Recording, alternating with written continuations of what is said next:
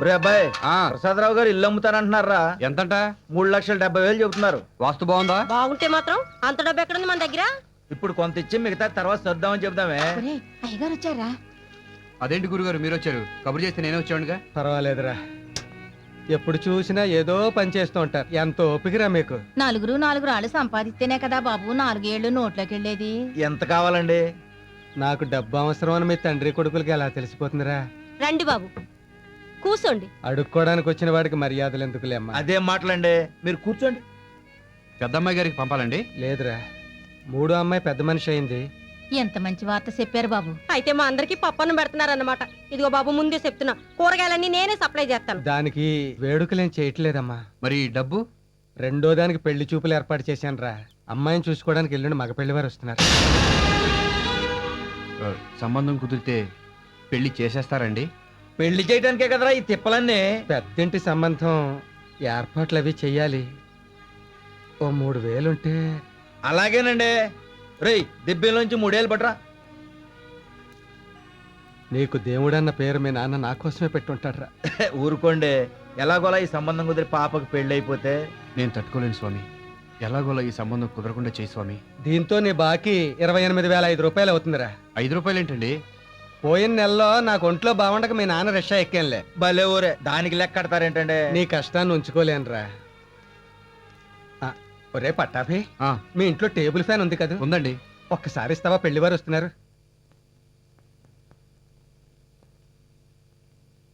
మీ అమ్మాయి మాకు బాగా నచ్చింది. వచ్చిన ప్రతి అడ్డమైన విధం ఇదే మాట అన్నాడు. ఏంటి? అబ్బే ఏం లేదండి, అమ్మాయి నచ్చిందంటున్నారు కదా, మరి కట్నం అది. ₹1 వద్దు. కొంపదీసి ఈ కొంప రాసిచ్చేయమంటారా? ఏమొద్దు, పెళ్లి మాత్రం గ్రాండ్ గా జరిపించండి. ఎందుకంటే అమెరికా నుంచి నా ఫ్రెండ్స్ అందరూ వస్తున్నారు. అందుకే ఏ గ్రాండ్ కాకతీయాలోనో అరేంజ్ చేయండి. అలాగే బావగారు. మీ స్తోమత ఏంటో మాకు బాగా తెలుసు కాబట్టి ఓ 1,00,000 మించకుండానే చేసేద్దాం. 1,00,000? దానికి ఎన్ని సున్నాలుంటాయి కూడా మర్చిపోయాం మేము. రాయ్, నువ్వు మాట్లాడుకో. అబ్బాయి అన్న దాంట్లో మాత్రం తప్పే ఉందండి. అంత డబ్బు ఎక్కడి నుంచి తెస్తాం? తల తాకట్టు పెట్టి తెస్తానే.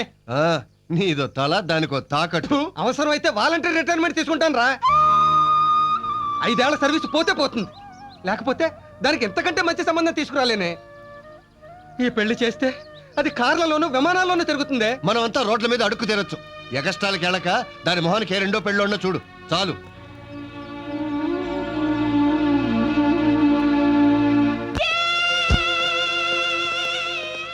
రోజుకో కారు, గంటకో డ్రెస్సు. డెఫినెట్ గా ఈ అమ్మాయి హైటెక్ అమ్మాయిరా. ఇక నా స్విస్ బ్యాంక్ వదిలిపెట్టను. మీరు ఇక్కడే ఉండండి, నేను ఇప్పుడే వస్తా.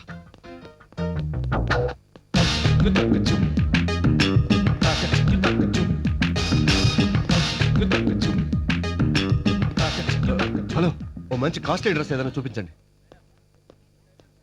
మా అమ్మగారు పాలిష్కి ఇచ్చిన నగలు తెమ్మన్నారు. అయిపోయాయండి? కూర్చోండి, 5 నిమిషాలు ఇస్తాను. అలాగే.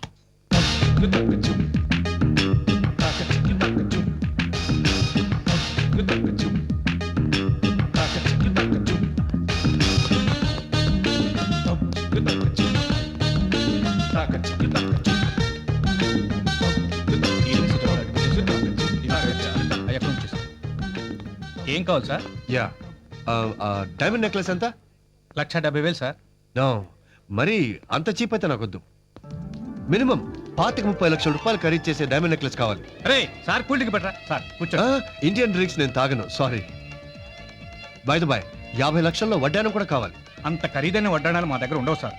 మీకు కావాలంటే ఆర్డర్ ఇస్తే చేయించిస్తాం. ఫైన్, 1/2 డజన్ డిఫరెంట్ వెరైటీస్ లో చేయించండి. అడగనా sir? Yeah, okay sir. Madam గారి కొలతలు అవి. కొలతలు? ఎక్స్క్యూజ్ మీ, మీరు కొంచెం లేస్తారా? ఎస్, ఈ అమ్మాయి సైజుకి చేయించండి. వడ్డాణం ఈ అమ్మాయి కదా సార్? ఇలాంటి నడుమున్న నా భార్యకి. మేడం గారినే తీసుకురండి సార్, కొలతలు కరెక్ట్ గా తీసుకొని చేద్దాం. నాకు పెళ్ళైతేగా తీసుకురావడానికి. అంటే ఇంకా మీరు ప్రేమలోనే ఉన్నారా సార్? అమ్మాయి దొరికితేగా ప్రేమలో పడ్డానికి. మరి వడ్డాణాలు అవి?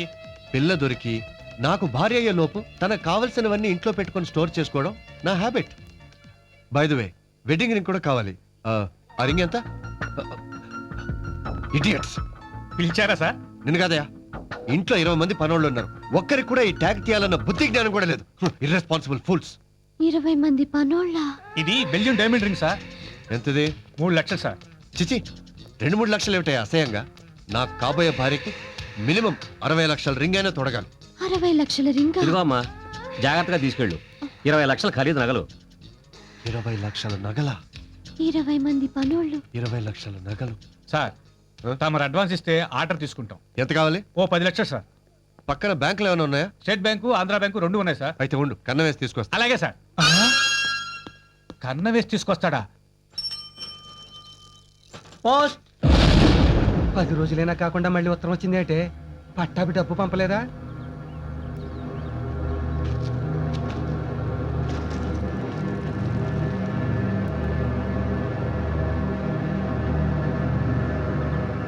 పెద్దదాని దగ్గర నుంచేనా? కాదు, చిన్నదాని గురించి అమెరికా వాళ్ళు రాశారు. ఏమని? తాజ్ హోటల్లో డిన్నర్ పెట్టించమనా? ఏం రాశారండి? మన సంబంధం వద్దని రాశారు. ఆ, తేడా వదిలింది. గోవిందరావు గారికి మీ అమ్మాయి గురించి వాకపు చేశాం. తెలిసిన వాళ్ళ ద్వారా తెలిసిందేమిటంటే మీ పిల్లకి బాస్కి అక్రమ సంబంధం ఉందట.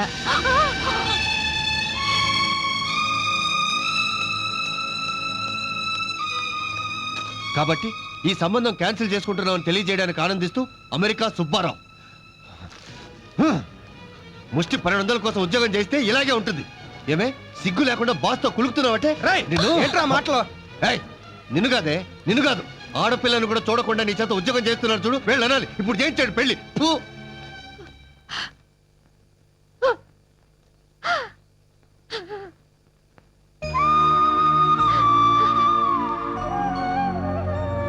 మీరు కూడా నమ్ముతున్నారా నాన్న? దరిద్రం దేన్నైనా నమ్మిస్తుందమ్మా. దరిద్రం మనిషికి గాని మనసుకి రాకూడదు నాన్న. ఇవన్నీ ఎందుకు? ఆ ఉద్యోగం మానే.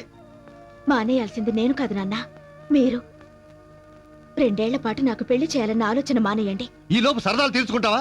నోర్మి, నీ చెల్లెల మీద అంత ప్రేమే ఉంటే రేపే చేసుకుంటా పెళ్లి. నువ్వు ఉద్యోగం చేసి నాన్నకు సాయపడు.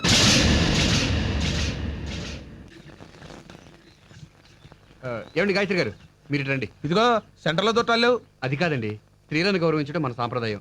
వారి కేటాయించిన ఆర్టీసీ సామెతలు వద్దు. నేను వెనక్కి వెళ్తానులేండి.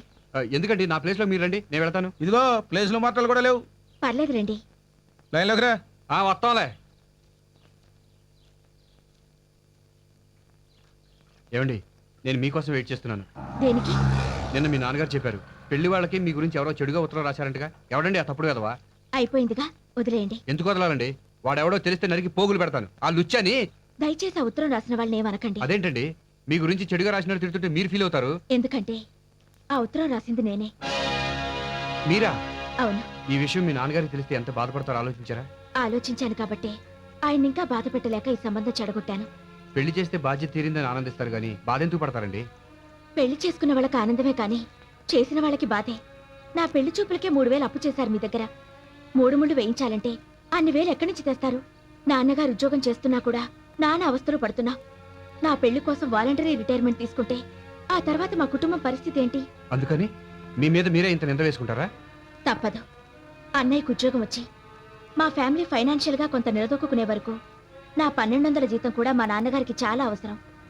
అందుకే ఈ పని చేశాను. దయచేసి ఈ విషయం మా నాన్నగారికి చెప్పొద్దు.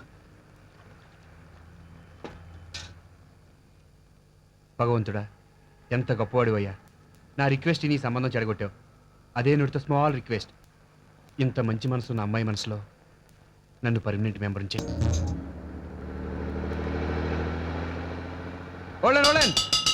ఇదే స్టాపింగ్ అయ్యా బాబు? గాయత్రి స్టాపింగ్. గాయత్రి గారు రండి, బస్సు ఎక్కుదురు గారు. పర్వాలేదండి, నేను నడిచి వెళ్తాను. బస్సు మీ ఇంటి వైపు వెళ్తుందండి. ప్లీజ్ రండి. Side please, side please. తప్పకుండా తప్పకుండా రండి. బాబు ఇది బస్ అనుకున్నా ఆటో అనుకున్నావా? Ladies following. హలో, ఈవిడ ఎవరు అనుకున్నారు? ఎవరో పిఎం గారి పిఏ. ఆహా. సీఎం గారి మీద ఒక కన్నేసి ఉంచమని సీక్రెట్ గా పంపించారు. సీఎం గారి మీద కనేటానిక? ఆయనకి పెళ్ళైందిగా పాపం. హ, కన్ను అంటే ఆ కన్ను కాదు కన్నా, పొలిటికల్ లెగిసావుడు సీట్ ఇచ్చావనుకో నేను గుర్తుంచుకుంటది. Take your seat. Thank you. Ticket ఇవ్వండి. మీకు టికెట్ ఎందుకండి? 2 స్టాపింగ్లు ఆడితే మీళ్ళు వచ్చేస్తుంది. అయితే మాత్రం ఆర్టీసీ కొన్ని కోట్ల నష్టాల్లో ఉంది. అందులో మీ రూపాయి కూడా ఉందనుకుని దర్జాగా కూర్చోండి. Right right. Come on chase. చేసి ఎందుకండి, బస్ ఆగిందిగా. అయితే వాక్. పదండి. రై ఎవరాడు? Don't move. ఎవరు కదలడానికి వీల్లేదు. నువ్వే రాగిపోయావు. మీరే కదా సార్ డోంట్ మూవ్ అంది. నిన్ను కాదురా గాడిదా, వీళ్ళనే. సిటీలో కూడా దారి దోపిల్లా. Police police police. Man shut up. I'm not దారి దోపిడి దొంగ. Kranti, the great special squad officer. అసలే ఆర్టీసీ 114 కోట్ల నష్టంలో ఉంది. 114 కోట్ల. ఏం లెక్క తప్ప తప్పైనా సరే ఇంత తప్పు ఏ అమితాబ్ బచ్చన్ తీరుస్తాడు? కౌన్ బనేగా కరోడ్పతి. ఆర్టీసీని లాభాల్లోకి డ్రైవ్ చేసే వరకు ఈ క్రాంతికి లేదు విశ్రాంతి.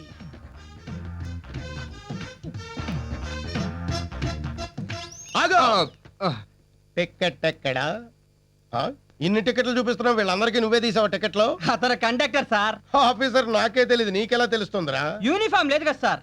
ఓ, డిసిప్లిన్ మీద కనిపెట్టావా? Good assistant. Thank you sir. నువ్వు ఇక్కడే ఉండు. పాప నువ్వులే. నీ టికెట్ ఎక్కడా? ఆవిడ విఐపి సార్. నీకా? కండక్టర్ అన్నాడు sir. Show me your ticket. Sir అది ఆవిడ. ఆవిడికి నువ్వు డబ్బింగ్ చెప్తున్నావేంటి?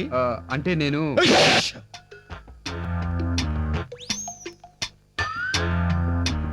లేదు కదూ, తీయలేదు కదూ.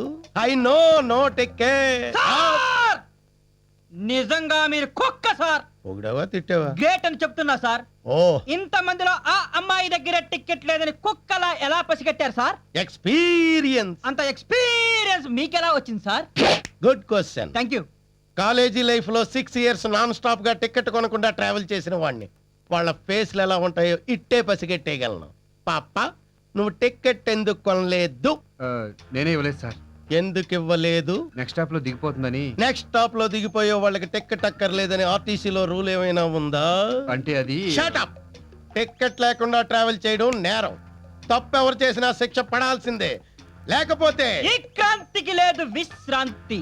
Good. Thank you. Come on, 500 fine కట్టు. లేకపోతే ఇదే బస్సులో జైలు తీసుకోవాల్సి వస్తుంది. ఫైన్ కడతానండి. మీరెందుకండి కట్టడం? నేనే టికెట్ ఇవ్వలేదుగా, తప్పు నాది. Stop there. మన ఆర్టీసీ పర్సులోంచి డబ్బు తీస్తున్నావేంటి? నీ ఓన్ మనీ పర్సులోంచి డబ్బు తీ. అకౌంట్ లో తేడా రాదు సార్, నా శాలరీలో కట్ చేసుకుంటాను. అలా అయితే ఓకే. ఇక మీద టికెట్ ఇవ్వకపోయినా, టికెట్ కొనకపోయినా ఈ క్రాంతి ఊరుకోడు. Be careful.